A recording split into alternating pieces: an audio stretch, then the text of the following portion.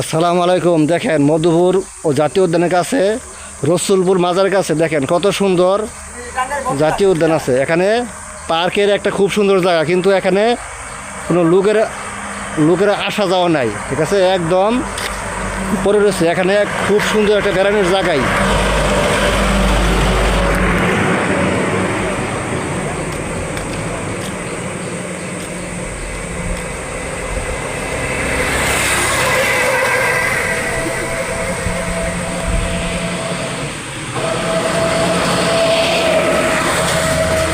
কোনো নিরাপত্তা নাই এখানে, কোনো কিছু নাই। একদম নিরিবিলি ভরে রয়েছে, কোনো ওই পর্যটক নাই, কোনো টুরিস্ট নাই, কেউ মানে কিছু নাই, একদম খালি। দেখেন জায়গাগুলো খুব সুন্দর, কিন্তু কোনো পর্যটক নেই।